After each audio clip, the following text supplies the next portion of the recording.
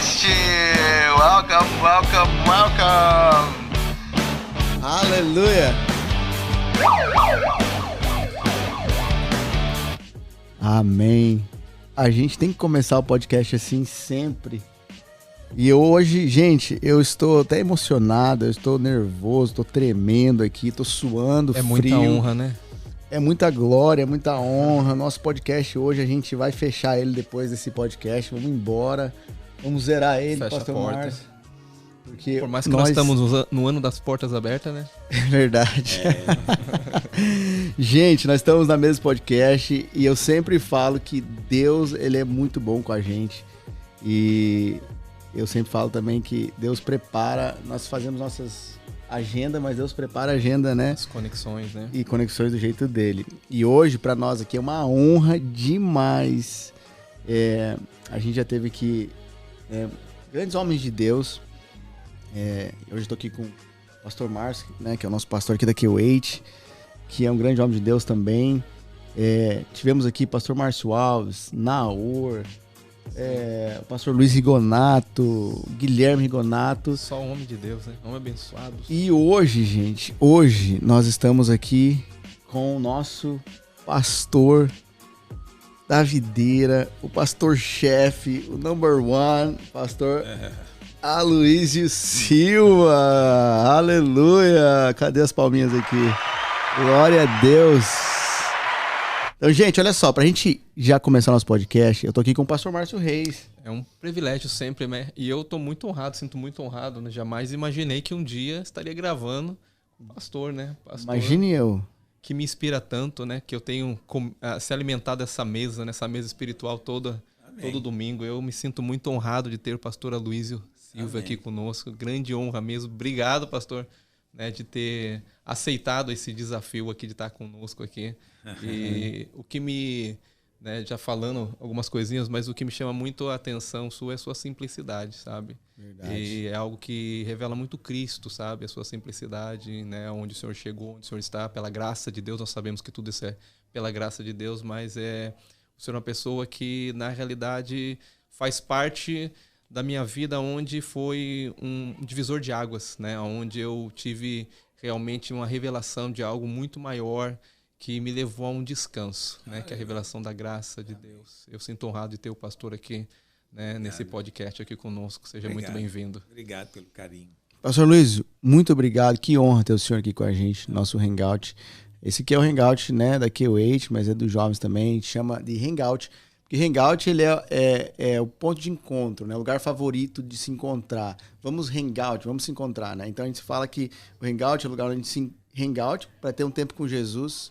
E o Go, a gente sempre destaca aqui na minha camiseta, se o senhor prestar atenção, tem o Go, tá destacado porque é encontrar, ter um tempo com Jesus para ir para fora, para pregar o evangelho. Okay.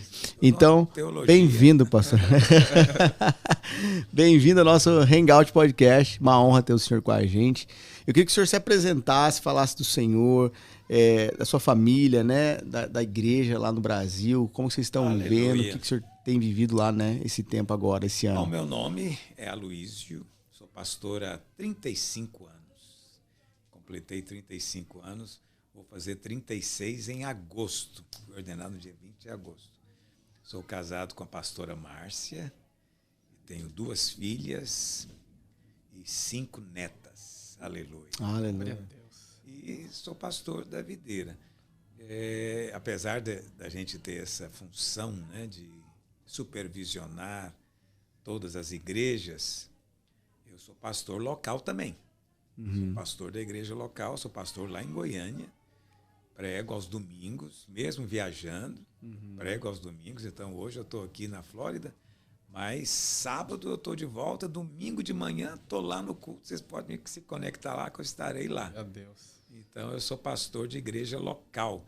A gente acredita muito nisso, que nós não podemos ser supervisores, bispos, sem sermos pastores locais. Algumas denominações incorreram nesse erro, né? Então, quando a pessoa se torna um supervisor, aí ela não pastoreia mais a igreja. Mas quando você não é pastor de igreja local e você se torna um supervisor, você pode se tornar muito tirânico com os pastores. Mas quando você é um pastor como eles, você sabe na sua pele o que ele está passando, né? E, exatamente. Não só para ter paciência com o que ele está passando, mas também não colocar alvos e desafios que são descabidos.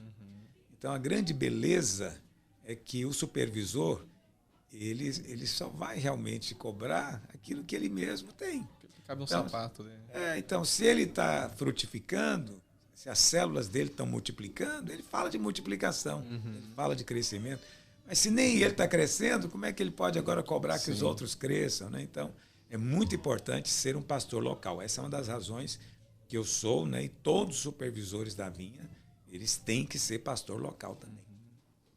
Entendi, uau. Pastor, a gente poderia ficar aqui o dia inteiro, né? Porque tem muita coisa para a gente poder absorver, né? De vários assuntos que a gente podia trazer para a mesa aqui com o senhor. Mas a gente sabe, né, que o tempo é curto, e eu queria entrar aqui num assunto, que é um assunto que o senhor, né, domina e a gente se alimenta muito, né, dessa palavra. O senhor tem ministrado em nossas vidas aqui, né, como igreja. A gente tem crescido muito e tido muita revelação, né, através daquilo que o senhor já derramou na vida do senhor. Então, assim, eu preparei algumas perguntas aqui, o pastor Márcio pode acrescentar e a gente vai tentando desenvolver aqui um bate-papo na mesa, e é bem tranquilo. Então, a primeira pergunta que eu teria para te fazer sobre esse assunto, que é o Evangelho, né, da Graça, é como que funciona essa questão da graça? Para quem está ouvindo a gente, para quem vai ouvir, né, eu vou tentar fazer as perguntas para tirar isso, para que aquelas pessoas possam entender, tirar do senhor algo que elas possam ter essa revelação também. Existe uma forma, porque a gente sabe que não existe uma forma, mas existe uma forma de estudar a Bíblia para essas pessoas entenderem melhor, ou é por revelação? Sim, tudo é por revelação. Mas então vamos entender. Não existe nenhuma igreja evangélica que não crê na graça. Não existe. Porque se ela não crê na graça, ela não crê, então, que a salvação é de graça. Sim. E uma condição para uma igreja ser considerada evangélica é que ela crê, Efésios 2, 8 e 9, que pela graça sois salvos, mediante a fé. Isso não vem de vós, é dom de Deus, não por obras, para que ninguém se glorie. Então, todo pastor, que é um bom pastor, todo evangelista, ele vai ensinar o quê? Olha, você não é salvo pelas suas obras. É muito bom fazer penitência, mas não te salva. É muito bom você ajudar os pobres, dar esmola, etc. Mas você não pode comprar a sua salvação. Não é por obras, é de graça. Deus quer te dar de graça, não é? Deus é muito rico para precisar de vender, você é muito pobre para ser capaz de comprar. Então Deus te dá de graça.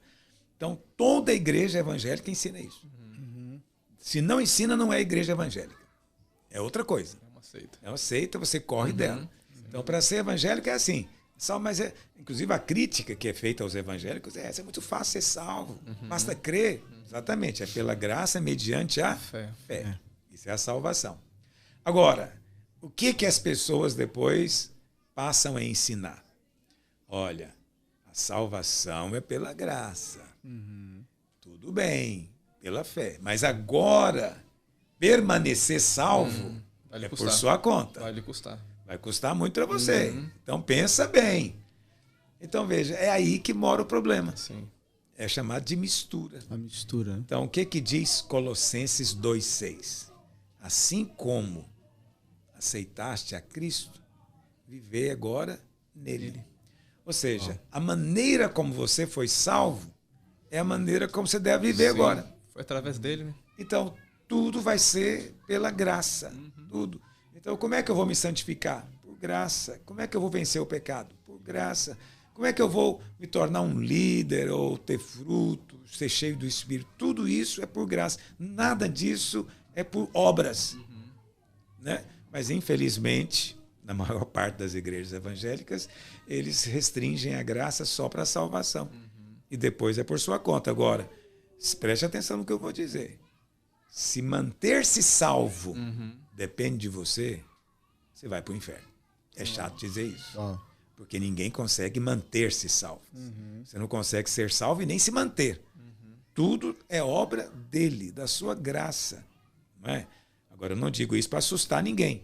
Digo apenas que muitos têm um medo desnecessário. E isso é uma coisa impressionante. O medo faz parte da vida dos crentes.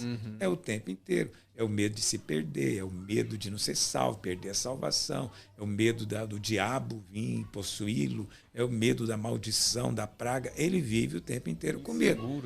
Inseguro. Por quê? Porque está sempre achando que o relacionamento dele com Deus depende das obras dele. E como ele é uma pessoa honesta, ele sabe que não consegue obedecer completamente, ele sempre pensa, estou em débito com Deus. Então ele nunca tem segurança. Vive uma vida muito ruim. Não é? Então, o grande sinal, né, você mesmo mencionou isso aqui, de alguém que entende a graça, é a sensação de descanso. Descanso, de paz com Deus. Né? Mas não é complicado o crente entender. Né? Então, não existe nenhuma igreja que não creia na graça. Então, essa história aí de que a graça é uma doutrina nova, não, graça nem é doutrina, graça é Cristo. Não é novo, é peculiar, é de toda a igreja evangélica. Não é verdade? Então, você não vai, um espírita que chega dizendo que vai ser salvo pelas suas obras, vai dizer para ele, não, filho, você precisa de ganhar de presente.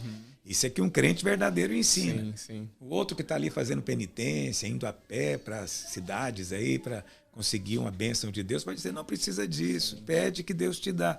Esse é o verdadeiro crente. Mas, depois que ele se torna membro da igreja, parece até pegadinha, né?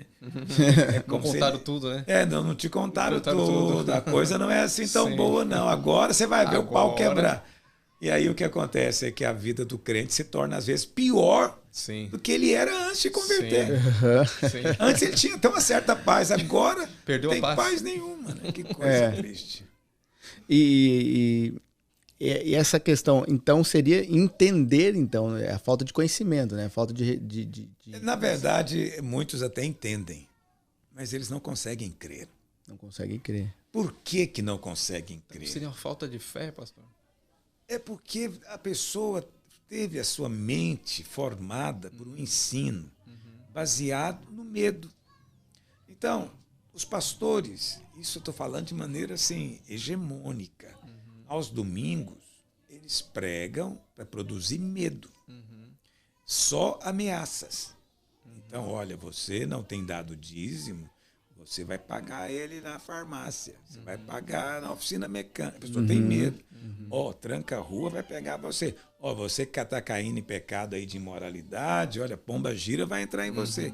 Presta atenção, Deus vai pesar a mão. Entendeu? Então, todo domingo, ele ameaça o crente. Porque ele acredita que se o crente tiver medo, ele vai ser mais santo. Ele vai servir a Deus. Ele vai servir a Deus. Entendeu? Só que isso é um engano. Isso é um engano. O medo, por si só, não produz comportamento permanente. Não produz mudança permanente. E quando não é medo, é culpa. Entendeu? Condenação. Né? Então, veja, pensa comigo. Uma pessoa vai para a academia fazer ginástica. Ela pode ir por muitos motivos. Mas quais são os motivos mais comuns das pessoas irem? Né? Ela teve um feriado longo, comeu muito, comeu demais. Não quer parecer com o corpo, né, meio... Não, ela sente culpada. Ela fala, meu Deus, eu tenho que fazer alguma coisa. Aí ela vai para a academia, porque ela está sentindo culpada, comeu demais. Eu te pergunto, essa culpa vai produzir nela uma mudança permanente? Vai. Ela vai um dia, vai uma semana, depois para. Entendeu o que eu estou dizendo? Sim. Porque culpa não produz. A mesma coisa acontece com medo. Você fala para ela, se você não for para a academia, você vai morrer do coração. Ela fica com medo. Ela fala, eu tenho que ir para a academia. Mas isso também não resolve. Ele não vai virar um atleta porque ele está com medo. Sim. Entendeu? Mas muitos pastores acreditam que é o medo. Não, a maneira como o diabo faz as coisas é pelo medo. Deus não. Deus não. O diabo escraviza pelo medo. Jesus não. O Senhor não ameaçou ninguém, não produziu medo na vida de ninguém. E a mensagem continua a mesma hoje. Então, aos domingos, o crente deveria ir embora para casa cheio de descanso, cheio de esperança. Deus vai fazer algo na minha vida. Deus tem pensamentos bons a meu respeito.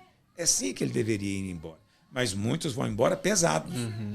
Você não tem que mudar demais. Estou muito longe de ser abençoado. Meu Deus do céu, quem sou eu? É assim que ele vive. E por isso nunca é abençoado.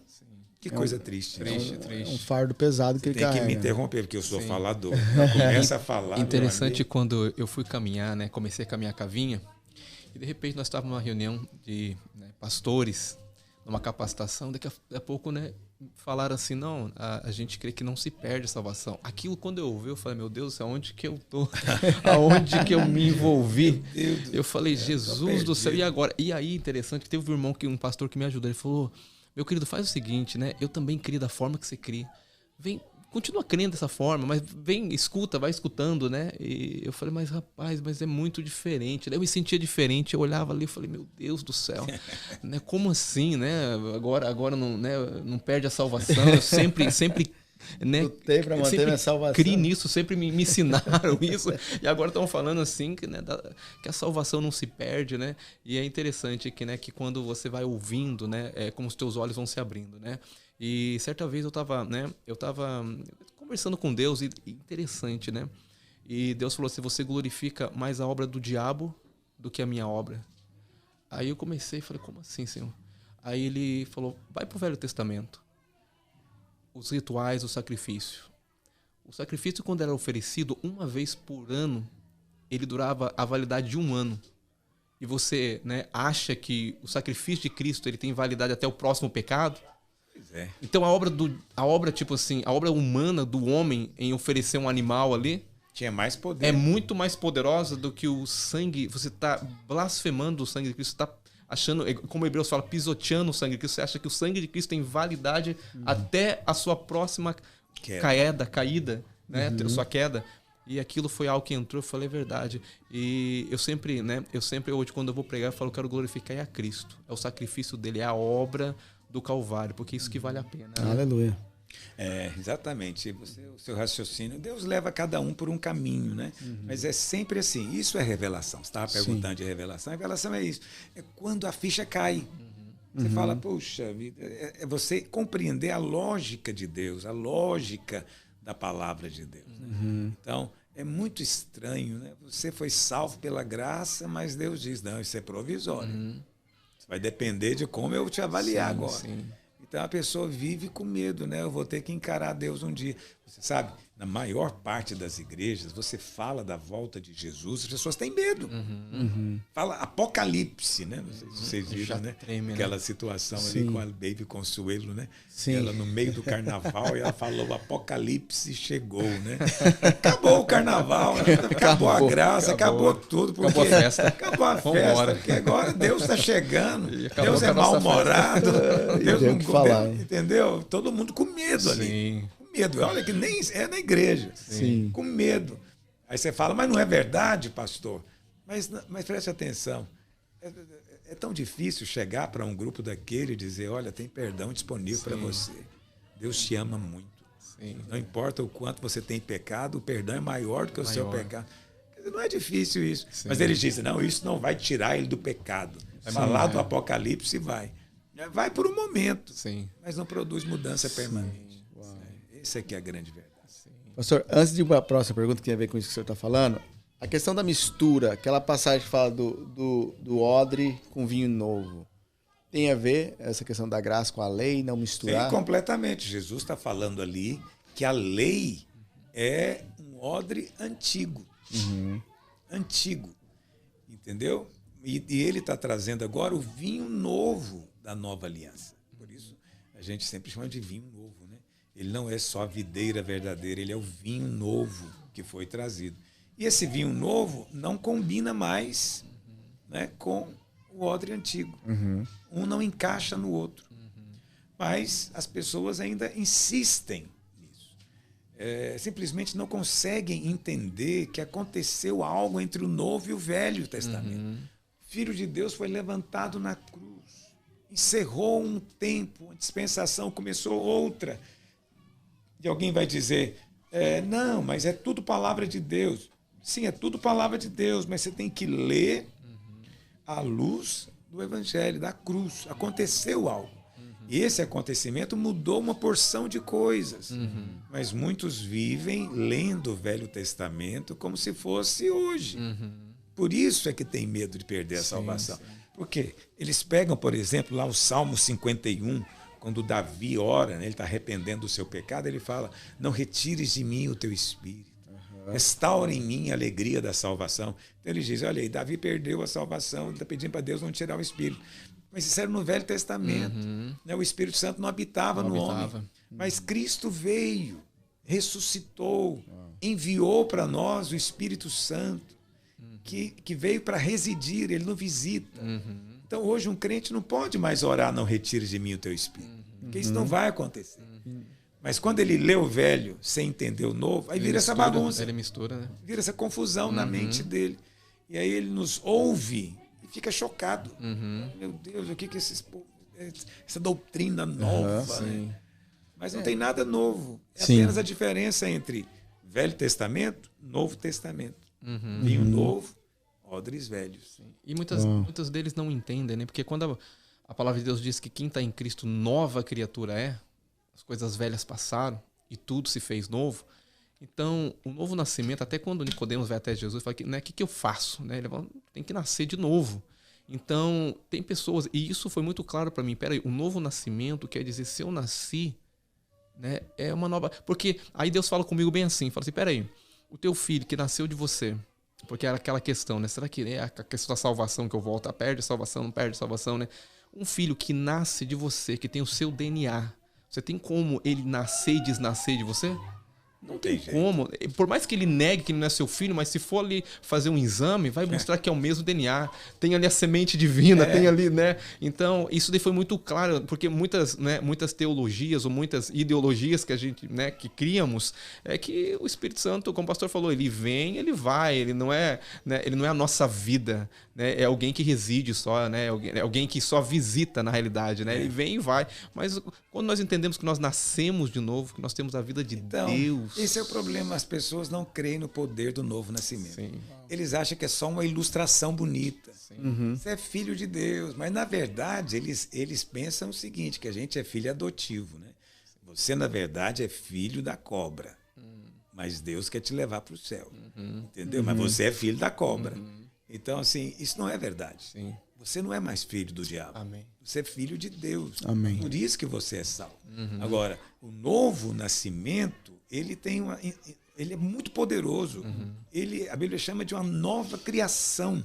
Você é uma nova pessoa, um novo homem nasceu. Não é? Mas grande parte das igrejas encara isso como mera ilustração. Você é filho, larga de ser filho. Jesus disse: você é a luz. Mas agora você não é luz, você é trevas. Porque eles acham que quando você peca, você vira trevas. Sim, né? muda. Aí é o crente vagalume. Tem hora que ele é luz, tem hora que ele é trevas. Crente vagalume. Entendeu? Mas você é luz. Sim. Você não é uma lâmpada, você é luz, é diferente. Aleluia. Quer dizer, você não pode virar mais trevas. Ah, mas você peca. Mas até quando você peca na luz. A luz continua. A luz continua lá. Uau. Glória a Deus. Que tudo isso é, para muitos, né, revoltante. Sim, é revoltante. Mas é a graça de Deus. É a graça. Não podemos deixar de compartilhar essas coisas. E é o favor imerecido, né? Porque sempre o ser humano ele quer merecer algo, né? Exatamente. Ele quer merecer alguma coisa. Então isso, né, nós que é vemos... orgulho. É orgulho. Ele quer pagar. Sim. Ele quer dizer: não, eu cheguei no céu, mas é o seguinte, eu cheguei aqui porque eu perseverei muito, fui muito fiel, cumpri as coisas da igreja. Você sabe, nunca bebi, nunca fumei, nunca traí minha mulher, nunca usei droga. Eu tinha que chegar aqui no céu mesmo. Mas você acha que alguém vai dizer isso para Deus? Sim. Ele quer completar a obra de Cristo, né? Ele acha que a obra de Cristo, né, quando ele fala na cruz tetelestai, que está consumado ali, ele quer concluir a obra. Ele acha que existe alguma coisa em questão da salvação que ele pode fazer para manter. Né? Agora, quando a gente entende que não tem nada que a gente possa fazer, né, que a obra já está feita, exatamente, né, já é Cristo já completou a obra. É por isso que Paulo fala: se eu vou me gloriar na cruz de Cristo. Né? Porque é nela que nós vamos ser salvos, através da morte de Cristo. Então, exatamente. Isso é uma loucura. Não tem glória humana. A única glória é de Cristo. Né? Essa questão que nós estávamos falando, pastor, né, que você falou, da pregar, né, o medo, a condenação, mas nós devemos pregar, né, que o amor, né, a questão do perdão. Isso a gente já experimentou aqui, né? A gente já ouviu de pessoas que veio de um sistema legalista e eles vieram e falaram, mas por que vocês não pregam, não batem no pecado, né? E porque ele fala, porque aí então, já que eu tô salvo, então eu posso pecar. Então eu tô livre para pecar. E isso é uma das coisas que a gente, né, quando começa a pregar dessa forma, né, eles vêm e falam. E o senhor já deve ter ouvido várias vezes isso, né? Ah, então isso não me dá então direito agora. Então isso me dá o direito de pecar. Viu? A vida agora ela vão ter. Da forma que eu quero, né? Da forma que eu quero. Olha, é o seguinte, essa é a crítica constante, né? Então, Paulo sofreu essa crítica, a gente também sofre. Mas veja, o novo nascimento é que explica tudo isso. Quando você crê no perdão total, na salvação pela graça, você nasce de novo. Quando você nasce de novo, você ganha, a ilustração que eu uso é da alergia. Você ganha alergia ao pecado. Não quer dizer que você não seja tentado ou até não peque, mas quando acontece, te dá uma reação alérgica. Entendeu? Aquilo não é da sua natureza mais. Entende? Então, o que acontece com muitos crentes? Né? Eles insistem em hábitos pecaminosos e aí a vida dele é horrorosa.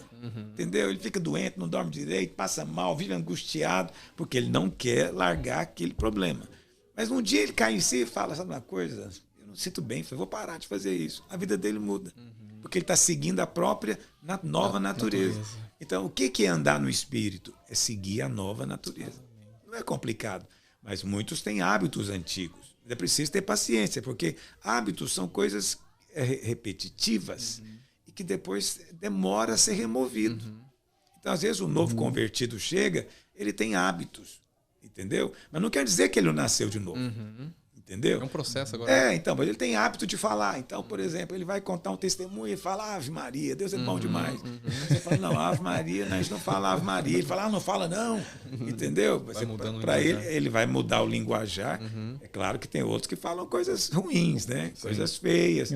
Mas ele vai aprendendo. Mas de vez em quando ainda solta. É preciso ter paciência, porque vai mudar, porque nasceu de novo. Nasceu de novo. Sim. Nasceu de novo. Então, o que a gente sabe se um crente é crente de verdade, não é se ele não peca. Sim. Porque todos nós estamos sujeitos ao pecado. A gente sabe se um crente é crente de verdade pelo que ele sente depois que ele peca. Então, eu percebi que eu ofendi aqui o Márcio. O que eu estou sentindo agora? Se eu falar, estou nem aí, ele que se dane, mau sinal. Mas se eu falo, puxa vida, eu não podia ter feito isso, tem que ir lá pedir perdão para ele. Sinal que eu tenho uma natureza. Sim. Entendeu? Mas pode ser que eu sinta isso, mas não vou. Eu falo, não, eu tinha que ir lá fazer, mas se eu for lá, vou passar vergonha. Não sei, acho que eu não vou, não. Mas mesmo assim, a sensação ruim está lá. É um sinal de que é filho. Não é verdade? Agora, quando você faz certas coisas e acha bom, sente paz, esse é um mau sinal. É um mau sinal. Por isso que não tem esse negócio da graça levar para o pecado. Não, a graça leva ao novo nascimento. É um novo nascimento. Amém. A Bíblia fala que a graça nos ensina, né, todas as coisas. Isso, Tito 2,11 diz. Ela vai nos ensinar, né, essa vida de santidade através da graça, aquilo que o pastor falou também, através da santidade, né? Porque é tudo, né? Tudo por Cristo, né? É dele, por ele, tudo por ele, né? Então a pessoa que vive na prática do pecado é porque ela não nasceu de novo. Não nasceu de novo. Se vive na prática do pecado, não nasceu de novo. Agora, nós não estamos autorizados a sair julgando as pessoas. Porque o que define a prática do pecado? Pecou 2 vezes. 2 vezes é a prática? Então a maior parte dos crentes não são crentes. Entendeu? Então a Bíblia não fala quantas vezes define uma prática. Ok? Então, a maneira mais fácil de você definir a prática é isso. É perguntando para a pessoa o que ela sente. Então, às vezes, eu converso com pessoas que caíram em pecado de pornografia e tal, ou alguma coisa de sexo. Então, eu não fico perguntando detalhes das coisas que não me interessam. Eu só pergunto uma coisa. Falo depois que acabou. O que você sentiu? A pessoa fala, senti mal demais. Senti um buraco, senti um vazio, senti... Aí eu falo, aleluia. Sinal que você é crente. Para que você quer viver essa vida horrorosa? Cada vez que você fizer isso, você vai sentir esse buraco dentro de você. Não vale a pena. Não vale a pena. Então a pessoa cai em si, ela fala, é mesmo. Eu não sou desse mundo mais. Vou seguir minha natureza. Aí ela cresce. Essa é a verdadeira santidade. Não é porque o pastor proibiu, não é porque eu ameacei ela. Uma cerca. Entendeu? Nada. É só porque ela falou, não vale a pena para mim. Eu não sou desse jeito mais. Eu não sou assim. Então, viva de acordo com a sua natureza. E existe aquela questão também, que é um dos... Não sei se é CTL ou curso de maturidade, a gente aprende muito sobre a questão... Tem pessoas que elas confundem a questão da posição Estado, e o estado, né? São coisas diferentes, realmente. Você é filho. Essa é a sua posição. Você é filho. Não tem nada que muda isso. Como você mesmo disse, né? Você não pode desfazer isso. Né? Você é filho. Mas, às vezes, o estado momentâneo seu não é bom. Né? Você caiu na lama. Desobedeceu. Você fez alguma coisa suja. Então, você está todo lameado naquele momento. Seu estado não é bom. Mas isso não mudou a sua posição. Continua sendo filho. Qual que é o problema de muitos crentes? Eles ficam questionando a posição com base no estado momentâneo. Não faça isso. Apenas conte para o seu estado qual é a sua posição. Então, você está enlameado, olha para o espelho e fala, rapaz, você é homem, você é filho, você nasceu para limpeza, vai para o banheiro. Aleluia. Entendeu? Quer dizer, ele assume a identidade. Isso não é para mim, não. A posição muda. Então, quando você fica insistindo no estado, é o estado, aliás, que muda. Quando você fica insistindo num estado muito ruim, o pai pode disciplinar. Então, a criança que está o tempo inteiro pulando na lama, o pai vai discipliná-la. Mas não deixa de ser filho. Sim. É por isso que o pai disciplina, né? Porque é filho, né? Entendeu? Agora, dentro da sua casa, você tem a sua empregada e tem o seu filho. Entendeu? O que os pastores fazem domingo? É como o dono da casa. A empregada não obedeceu, a empregada fez coisas erradas, a empregada vai ser demitida. Mandada embora. Aí o que alguns pastores ensinam? Que o pai chega para o filho e fala, ó, você viu o que eu fiz com a Joaninha. Se você não mudar de vida, você é o próximo. Entendeu? Mas ninguém faz isso. Todo mundo sabe a diferença entre a empregada e o filho. Mas em muitas igrejas é colocado como se fosse igual, porque não dão valor no novo nascimento. Entende? Está o tempo inteiro com medo do pai mandar embora. Mas o pai não vai mandar embora. Ele vai corrigir. E vive dentro de casa com medo, né? Às vezes. É horrível isso. Não tem nada pior do que isso. A história do filho pródigo, né? Dentro de casa. E o irmão do filho pródigo, né? Que nunca saiu de casa e também nunca desfrutou da casa. Nunca desfrutou de nada. Uau. Vida horrorosa. Vida horrorosa. É muito pesado, acho que essa vida. Sim. Pastor, como é que foi para o senhor essa questão? O senhor, claro, né? A gente vai crescendo em conhecer e ter revelação, mas o senhor já teve conflito no início da sua caminhada? Como é que foi? O senhor nasceu num lar cristão? Não. Eu me converti muito cedo. Eu tive uma infância muito atribulada, muito difícil. Vim de uma família desestruturada. Então, por alguma razão, só pode ser divina, eu sempre tive muita atração pelas coisas religiosas. Então, obviamente, a minha mãe era católica. E eu me lembro, com 10 anos, eu falei para ela, eu quero fazer primeira comunhão. E ela nem ia à igreja, nada. E você sabe, eu fui sozinho. E fiz a primeira comunhão, me formei. Lembro da música, lembro de tudo. E foi muito bom para mim, porque eu entendi muita coisa indo nas aulas de catecúmeno. E aí depois eu falei para ela, olha, eu quero uma Bíblia. Porque lá eles falam da Bíblia, aqui em casa não tem. E aí ela me arrumou um Novo Testamento. Eu, com 12 anos, já tinha lido o Novo Testamento. Meus colegas nem lembravam que isso existia. Eu não tinha com quem conversar. O que é Bíblia? Não tinha quem conversar. Entendeu? Aí eu me converti, eu acho, sozinho. Mas a conversão aconteceu mesmo quando eu tinha 12 anos. Que aí eu fui para a igreja, atendi um apelo. Mas eu já conhecia. Eu já conhecia, já tinha lido. Né? Então, eu vim de um contexto um pouco diferente. Assim, eu acho que eu fui privilegiado pelo Senhor. Ele me escolheu. E de maneira que eu considero que eu fui criado dentro da igreja, porque eu tinha 12 anos, dentro da vida da igreja. Agora, era uma igreja muito boa, os irmãos muito piedosos, muito, sim, gente santa, mas misturado.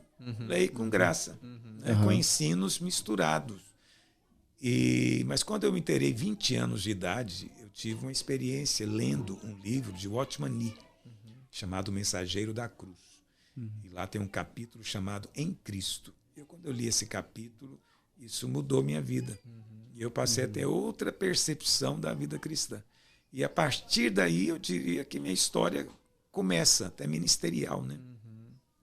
Que eu pude entender o que é a revelação do Evangelho. Depois eu li um outro livro dele, Vida Cristã Normal, que é um comentário de Romanos, e quando ele fala do capítulo 7, de ser liberto da lei, ele faz uma afirmação muito forte. Ele diz, olha, você tem que ser liberto e ter que agradar a Deus. Se você não for liberto disso, a vida vai ser uma prisão. Quando eu li isso, eu falei, esse cara é um herege, né? Ele fala um negócio desse, para minha vida para agradar a Deus. Sim, sim. Aí ele explica, não, Deus já está agradado de você em Cristo. Porque tudo é por meio de Cristo. Então, isso foi ampliando meu entendimento. Mas isso há muitos anos atrás. Muitos anos atrás. E então, comecei meu ministério em 88, quando eu fui ordenado. Mas sempre com esse entendimento, com essa compreensão do Evangelho. Aí, nessa época, eu tive contato com Kenneth Hagin, com Valnice Milhomens, e comecei a ouvir... também já tinha lido o Watchman Nee muito sobre corpo, alma e espírito. Aí eu comecei a ter uma clareza melhor da vida cristã e sobre a justificação pela fé. Mas aí eu comecei a ensinar na igreja que eu tinha nascido. Mas aí deu problema. Deu problema. E acabou que no final a gente teve que sair por outras razões também.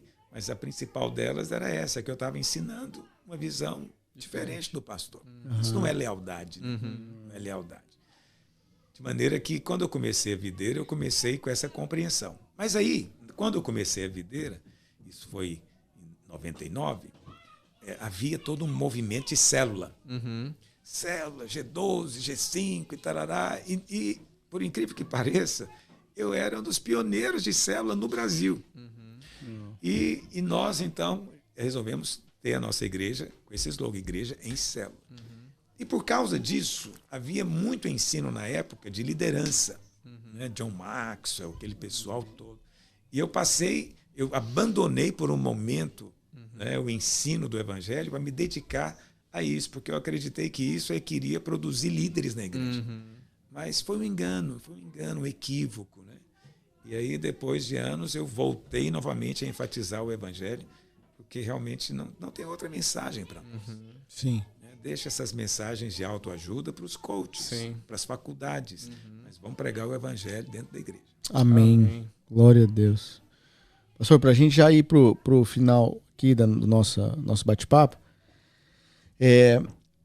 então a questão, né, isso já está bem resolvido e entendido, né, a graça não é, né, por obras, mas né, pela fé na obra da cruz, mas o reino é por obras. Sim, Efésios 2, 8 e 9, ele é muito importante, né? Pela graça sois salvos, mediante a fé, isso não vem de vós, é dom de Deus, não de obras para que ninguém se glorie. Né? Mas tem o verso 10. O verso 10 quase ninguém lê. Que diz o quê? Pois somos feituras dele, criados, que é novo nascimento, em Cristo Jesus, para as boas obras. Amém. Então, você não é salvo pelas obras. Você é salvo para as obras. Aleluia. Então, depois que você é salvo, você precisa ter fruto. E frutos são obras. Há muitos tipos de obras. Não devemos sair por aí julgando ninguém. Mas Deus dá habilidades, dons, recursos diferentes para pessoas diferentes em lugares distintos. E você tem apenas que fazer o que a ocasião pede e compartilhar o que Deus tem te dado. Então, se você é alguém que tem experimentado graça, você vai ser gracioso. Se tem experimentado perdão, você vai ser perdoador, paciente, tolerante, né? E vai ter obras. Às vezes as obras são obras de caridade, misericórdia, às vezes as obras são obras como a minha, de sair pregando, ensinando. Né? Há muitos tipos de obras. Mas essas obras todas serão julgadas. Está lá em 1 Coríntios capítulo 3.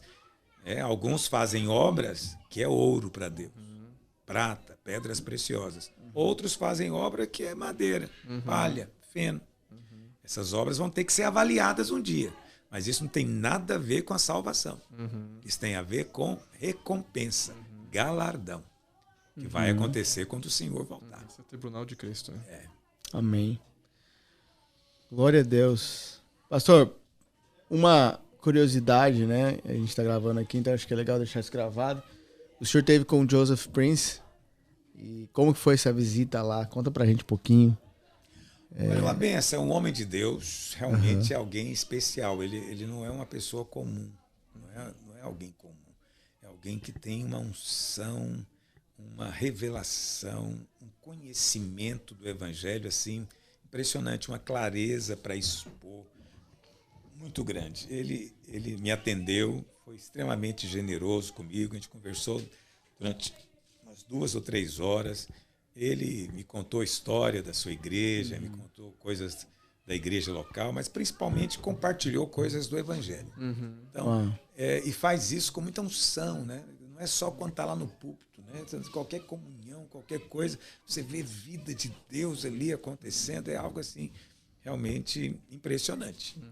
Agora, a igreja dele não é uma igreja que segue um modelo semelhante ao nosso. Nós somos uma igreja em célula, né? Somos muito focados, né, no encontro, em multiplicação, né, nos nossos cursos, do nosso trilho de crescimento.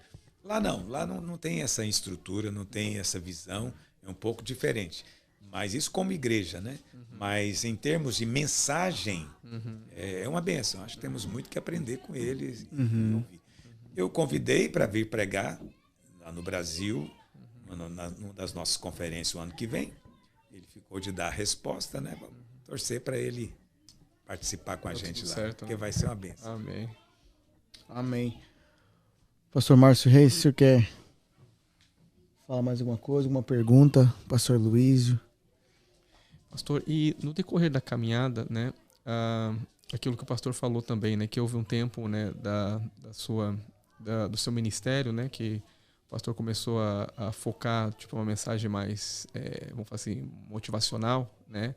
E em que momento que o pastor percebeu esse momento que, puxa, eu acho que eu estou indo para um caminho aqui que... Olha, isso aconteceu. As minhas coisas sempre têm discípulos envolvidos, né? Porque eu não faço nada sozinho. Eu estava reunido com os meus discípulos, meus pastores, e eu disse para eles, eu falei, olha, irmãos, eu preciso de parar com esse assunto porque está matando por dentro. Eu sinto o meu espírito morrendo. Uau. Essa mensagem, ela está me matando. Eu disse isso para eles. Eles ficaram muito chocados com aquilo, né? E foi numa época que não tinha essa ênfase de coach, não tinha nada disso. Uma coisa que dentro da nossa estrutura, Deus falou comigo. Então eu falei para eles, a partir de hoje, eu vou mudar, eu vou voltar a pregar o que eu pregava. E foi o que eu fiz. Porque essa mensagem de autoajuda, ao contrário do que as pessoas pensam, não produz vida.